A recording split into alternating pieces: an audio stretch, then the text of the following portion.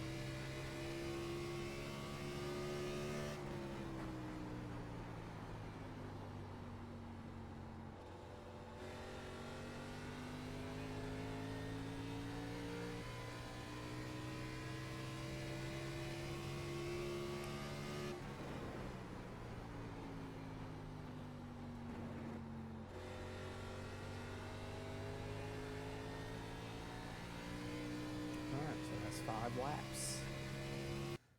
Pretty competitive laps, I would say, for our weather. And again, we're in some cool track temp here. We're in 71-degree track temp.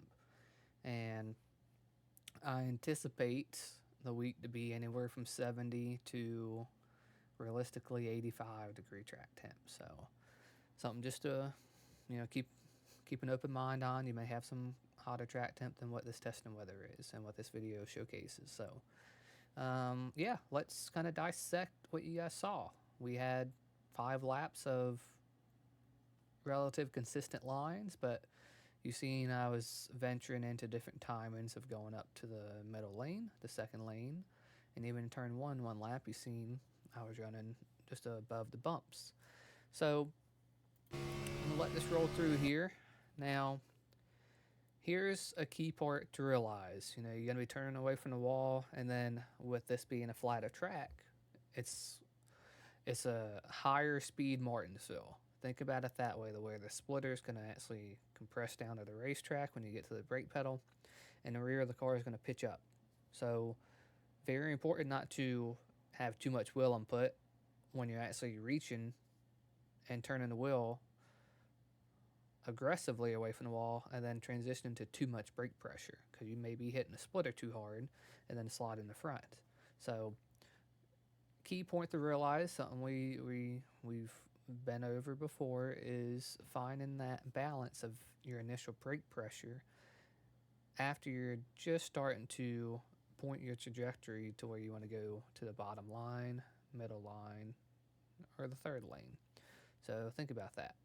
And now when we go to the brake, you can see I'm going to add more brake, but I'm not trying to get to like 50% brake pedal, especially with wheel input. You can see how relatively straight my wheel is. And obviously I have some offset, steering offset, but the wheel is pretty straight. The car is balanced straight. Now, all this is doing is I have a little bit of wheel to the left and the car is pitched. So, and it just wants to turn left. Now, this zone that we have to cover, and it's very important to cover, is if you enter with the left front relatively right on this hash mark, just above it, just below it, on a looser option we provide, that I've provided for everyone this week, you will have some splitter contact. There's no question it is going to hit the splitter. You're going to feel it hit the splitter. Now, can you run that second lane competitively? Yes. Can you drive around it? Yes. Can you race side by side and have to compromise some areas? Absolutely. This is the tricky part about New Hampshire. So, verifying what lane you want to run, knowing that there's bumps here, knowing that there's going to be splitter contact here. As a driver, you can limit this splitter contact. Could be your entry speed being a little bit slower. Could be a little bit less brake going through here and making sure you're not pitching the splitter too aggressive and staying on the brake too much when it actually rebounds off the track and then pops up. Could be that. But what I like to do, and this is a line where you have a lot of ability, is I like to make sure my left front is aimed towards the blue and white line for turn one. And there's going to be some points where you're actually going to be clipping this inside orange box here and using this apron as a tool for maybe a slider up to the second lane or a slider when racing someone and just trying to get ahead of them and then park in the center. That's some qualities that this track's going to provide this week. But you can see, let me back this up here. You can see I'm going through and trying to put the right front now on this flatter section of the corner, this flat. And I'm trying to make sure the right front's clipping, the inside of the right front tire is clipping this dashed mark on the outside edge. And I want that because I don't want to shortcut this too much. And I don't really want to break the car too free with the right rear and shortcutting entry and straight lining up to this second lane. Again, I want to have a slider. I want to make sure the car is optimal. So I get to this zone. It's limiting brake pressure a little bit. And then now I'm finding that quality of I need to make sure my rolling speed is where I need to make sure I'm actually getting to this lane with enough center speed. So I'm going to be carrying this brake and trailing off this brake pretty easy. And I'm trying to keep this car balanced. I'm not trying to pitch the car free in this section. If you pitch it free, you're just having too much brake pressure. And you can see I'm rolling off of it. I'm going to rewind this again. I know you guys love this. But I'm going to rewind this again once my left front is crossing this painted line. Why that is, because it's going to be a little bit of a tighter condition now because all that speed I carried to the center. And because all that speed that I carried, additionally, I'm wanting to make sure I'm not using too much wheel input, forcing the car to get tighter. So now I'm wanting to get into this banking transition from that flat that we're down here, even down in this apron. I want to get to some banking. And now the key part where I'm thinking as a driver, I have to be optimal is don't overslow the center. Don't overslow the center to mid-exit and cost myself lap time. We're in cooler track temp. Let's use it. Let's use the grip and potential we have in this. So now my mentality is shifted towards, now I got the line I want. Now I got the line I'm working towards wrapping the center to mid-exit. and how can it be optimal? I want to keep the car optimal. So I'm going to put the left front as close as I can to being on this seam. Sometimes it's just the nature of what you're going to be in a racing situation, but your car is going to grip. It may get tired a little bit later, and that's the quality of carrying too much speed to that point. So if you're getting to the second lane, like in the SciApps logo, you're realistically just shortcutting your entry too much and really carrying too much speed possibly, or just over slow in that center and not finding the right point you need to be in the second lane. So the second lane, you should be at the Toyota logo on the outside wall. That should be where you need to be. Should be where you need to actually start angling for your center to mid exit. And here, I want to be on the seam, like I mentioned. Partial throttle, because I got the grip. I don't want to take any more speed away. I found my minimum speed that I need to be. And now my focus is towards creating, that momentum back for lap time. And you can see I'm staying partial throttle, getting the left front to, point, and I'm just above the seam. Now, in racing scenarios, you may be able to cross this seam to straight line your exit. But now you're going to go into situations to where you're going to get the right rear free because the right rear is in the banking and the left rear is on the flat. So you got to be really precise with the wheel input and precise to where you're getting full throttle, but also precise to where you're opening the wheel up. So here you see I'm still on this seam. I'm straightening the exit up now. And later into a run, this whole area, the way you see I was part throttle, is going to get freer. It's going to get more free in the 100% throttle moment. So you may have to use that center portion of partial throttle that you've seen that I was doing, and then prolong that partial throttle until right around here maybe. So that's just going to happen. The rear tire is going to get hotter. The car is going to get higher dynamically. So it's just going to do a lot of pitching, and that's something you got to brace yourself for. So pretty easy exit. You can exit lower if you need to, just feel more comfortable, but I'd say it's a pretty optimal line in 1 and 2. Now we're into turn 3, and I'm going to start turning before the 2 sign here that you see here. I'm going to start loading the car and then get lifting point, braking with the same mentality. Same mentality of just making sure I'm not using too much wheel input and brake. And now here, there's a couple ways I would attack this corner consistently, and this is one of them.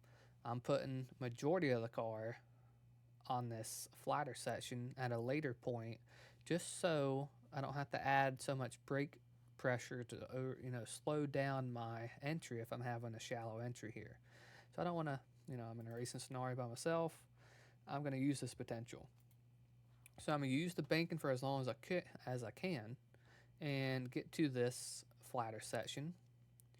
And right now, my right front is still above the seam and right on top of it. It's essentially right on the dashed marks. It's lined up with it. So now I'm going to let it roll up. Same quality that I had in 1 and 2. Find that point near the Toyota logo. And really stay in my partial throttle and find where I need to get in my partial throttle. And it's the last, I'll give you guys an easy point to remember where to get back in here. So these 2 Toyota logos, the Magic Mile, right in between these 2 Toyota logos, you're going to see I'm going to go up to the second lane before the first one. And my angle that I'm going to be wrapping the seam at the same angle that the seam is and the dashed marks is right at the Toyota logo, the first one. And I could be in a rolling phase like I see I am. And then now my partial throttle is going to be at the Magic Mile. And that's to, again, create the momentum side of my lap. Make sure I'm keeping the car balanced. And now once I get to the last Toyota logo, I'm going to cut it down to stay on this actual line.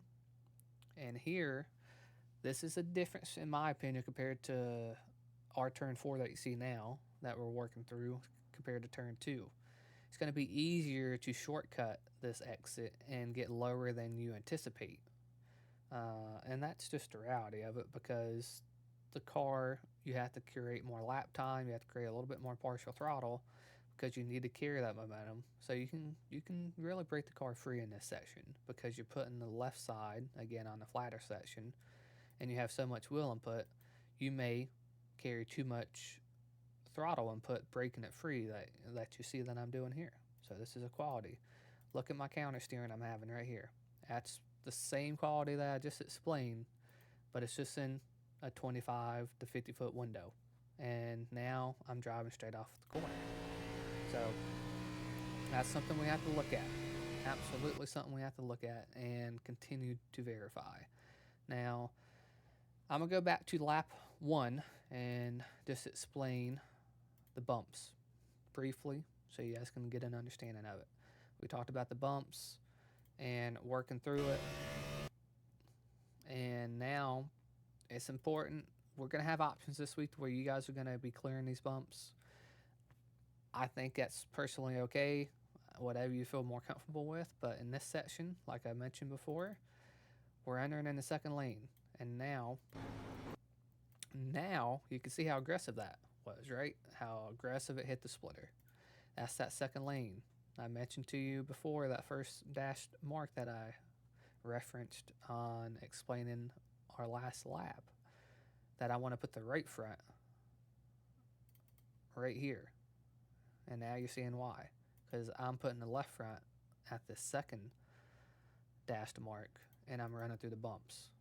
And that's something, it's just going to happen. I mean, to have an optimal splitter after that point, it's something we're going to have to sacrifice. Now, again, you can drive around it. You can drive around that bump with ease. And I'm going to show you on lap 4 how you can drive around it if you just want to run a higher line. So I'm going to let this roll at half speed. Turn in, it's going to be a little bit higher. Braking, straight line braking as much as possible. And now my left front, I'm aiming for this dashed mark. And now I'm going to cut it exactly how much I want. And I don't have any splitter contact issue now. But downside of that is this section will be a little bit tighter working up to the Toyota logos that you see. And that's okay. You can run this third lane. And now you have to be partial throttle and more aggressive and more wheel input holding down here. And you're going to carry more exit speed. That's a good quality to have, carrying more exit speed. So you may find this to be a better line for you. If it is, stick with it. But I would definitely venture in trying all these different lines, because you're going to be experiencing them 100%. So now I'm going to roll to a lap 20 so you guys can see some pace fall off. Let this play through.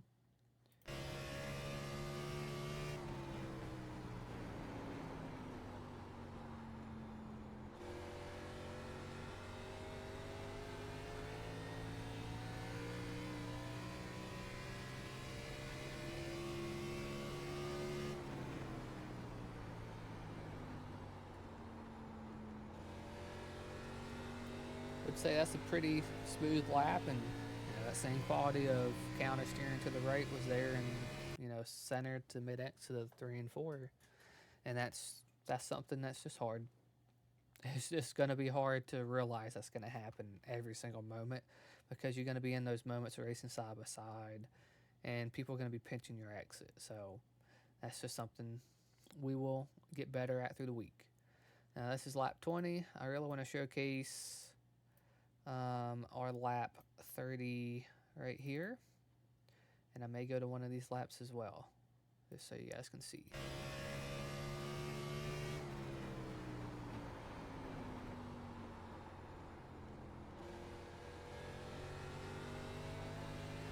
Very similar line that you've been seeing that I've been running, that I find optimal for myself.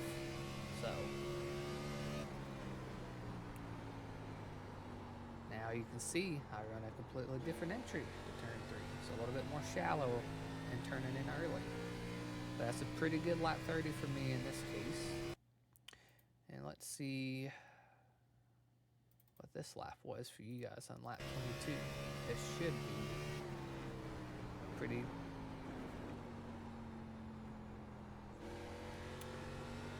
pretty terrible lap, I would say.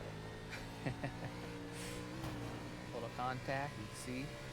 So this is exactly the one I wanted to show you guys, in the quality of how you can disrupt your entry.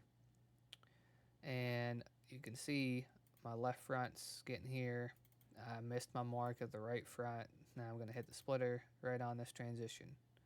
And that's just going through the bumps. And now I got myself all out of whack. Got my center all out of whack and got it way higher than I wanted to. So now I'm having to get the car back down, trying to make some time back up. And now I'm in a throttle heavier. And that requires me to be a lot more precise and condition myself to make sure I'm not messing the exit up. When in fact I did, because I carried too much exit speed and I'm just swatting back and forth too much, breaking traction. So I had to get out of the throttle because I pushed it tight into the car. That's just what happened. So I got in the throttle way too heavy, that you see right here. You can see how I got back in the throttle almost instantly to 100%. And that's something, me as a driver, that's because I messed my entry up. I hit that bump at the wrong spots, drove up to the third lane when I did not want to, and now I'm having to regain that speed back. And I do that by too much throttle. And now you can see the quality of how much that actually hurt me to the exit when I transitioned off the corner. I got offline, pushed tight, and hit the wall. So, something just to, again, please look into, please practice that line I showed you earlier that I find optimal. And if you can't run that, you don't feel comfortable running that, try that third lane that I mentioned, driving around that bump, and see if that helps you. So that's going to be it for us this week on New Hampshire. Some of the qualities and tendencies of this car, and ultimately the track. And hope we have a good week. Again, there's going to be options. 100% there's going to be options that bump's going to be tamed really good. You still may notice it a couple brief moments, but it won't be as drastic that you've seen on this video. And that's because I'm on a looser option this week, because I'm trying to get the splitter optimal, and I'm making sure it's going to get through the corner with some downforce and cutting through the air. So yeah, that's going to cover it for us this week. And if you guys have any questions, please reach out. I'm only a DM away or a message away in our Discord. But you all have a good rest of your week. Let's have a good start to New Hampshire, and we'll see ya.